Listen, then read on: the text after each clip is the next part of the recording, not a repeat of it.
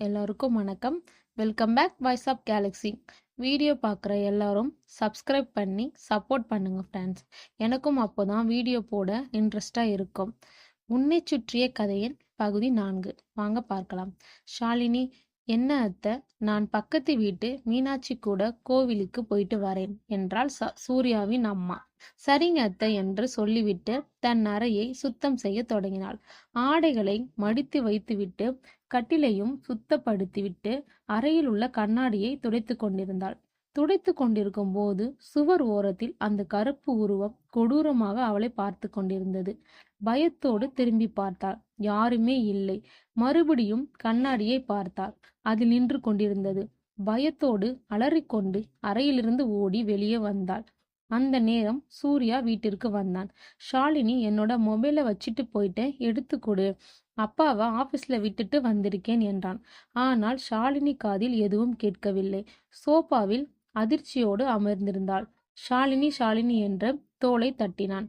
அதன் பிறகு சுய நினைவுக்கு வந்த ஷாலினி அவனை கட்டிப்பிடித்து அழ ஆரம்பித்தாள்.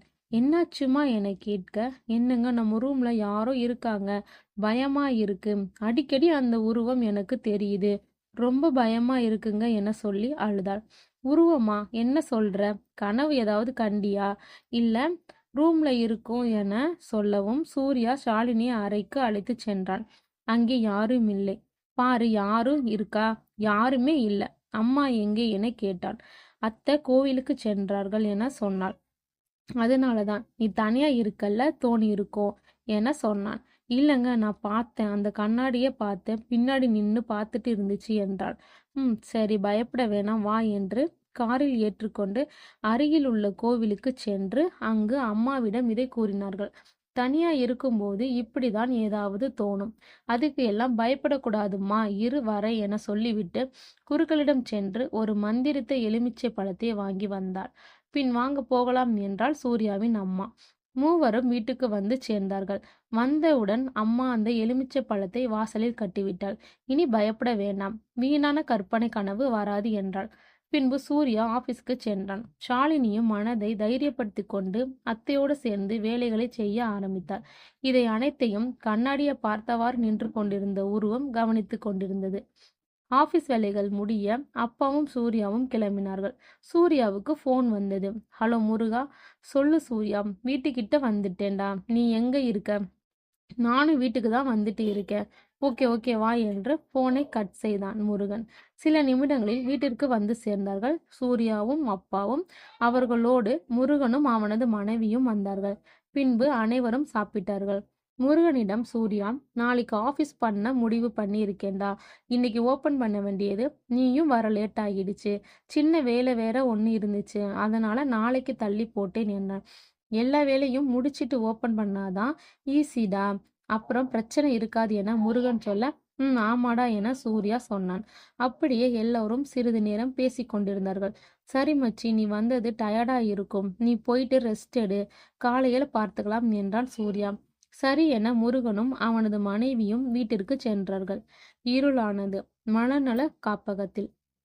டாக்டர், நேத்து கூட்டிட்டு வந்த பேஷண்ட் நம்பர் 34ஆம் ரூமில் வச்சிருக்கேன் என்றார் நர்ஸ். ஓகே ஓகே, அவங்க கூட அடிக்கடி பேசுங்க, அவங்களால புரிஞ்சுக்க முடியுது, ஆனா பேச மாட்டேங்கிறாங்க, ஸோ சந்தோஷமா பேசி பழகுங்கள் என்றார் டாக்டர் பிரசாந்த். சரிங்க சார் என்று சொல்லிவிட்டு அந்த நர்ஸ் அறைக்கு சென்று அந்த பெண்ணுக்கு உணவு ஊட்டிவிட்டு சிறிது நேரம் பேசிவிட்டு அவளை உறங்க வைத்துவிட்டு கதவை மூடிவிட்டும் சென்றாள். அந்த பெண்ணும் உறங்கிக் கொண்டிருந்தாள். அப்போது அவளின் அருகே யாரோ அழும் சத்தம் கேட்டது. அந்த குரலை கேட்டதும் உடனே கண் விழித்தாள். யாரும் இல்லை. திடீரென சுவர் முழுவதும் கருப்பு நிறத்தில் மாறியது. அதை பார்த்து பயத்தில் எழுந்தாள். அந்த சுவற்றுக்குள் இருந்து அந்த கருப்பு உருவம் வெளியே வந்து அதை பார்த்ததும் அவள் அமர்ந்திருந்த கட்டிலும் அவளோடு சேர்த்து மேலே அந்தரத்தில் தொங்க ஆரம்பித்தது. அவளும் பயத்தில் கத்த ஆரம்பித்தாள். யாருக்குமே சத்தம் கேட்கவில்லை. திடீரென நர்ஸ் கதவை திறந்தாள். ஆனால் அங்கு எதுவுமே நடக்காதது போல இருந்தது. அவளும் உறங்கிக் கொண்டிருப்பது போல இருந்தது. வந்து பார்த்தவள் தூங்கிட்டு தான் இருக்காங்க போல, ஜன்னலை க்ளோஸ் பண்ணாம போயிட்டோனோம் என முணுமுணுத்தபடியே ஜன்னலை மூடிவிட்டு வெளியே சென்றாள். அந்த கருப்பு உருவம் ஜன்னலின் பின்னால் இருந்து பார்த்து கொண்டிருந்தது. அந்த உருவம் பார்த்து கொண்டிருப்பதும் அந்த பெண்ணிற்கு தெரிந்தது. இதுவும் இதற்கு முன்னால் நடந்த நிகழ்வும் அவளை நடுங்க வைத்தது.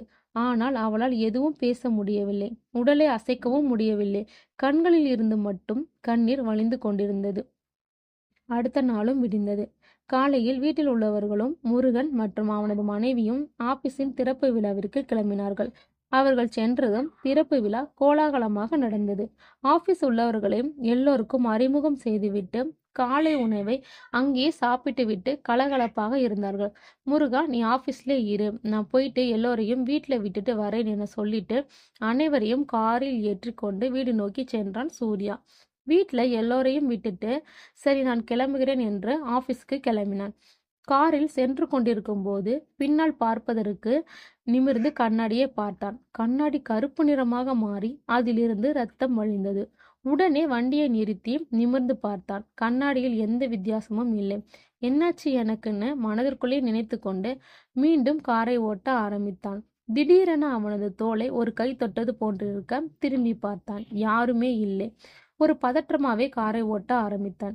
பின்பு கண்ணாடியை பார்த்தான். அந்த கருப்பு உருவம் பின்னால் இருந்தது. அதை பார்த்ததும் அதிர்ச்சியில் அருகில் இருந்த மரத்தில் காரை மோதினான். சூர்யாவுக்கு என்ன ஆச்சு? சாலினியை சுற்றியது இப்போது கோயிலில் இருந்த அந்த பெண் மற்றும் சூர்யாவை சுற்றுவது ஏன்? இவ்வாறு இதனை பார்க்க நம்ம வாய்ஸ் ஆஃப் கேலக்ஸியை ஃபாலோ பண்ணுங்க மற்றும் சப்ஸ்கிரைப் பண்ணுங்க. பை.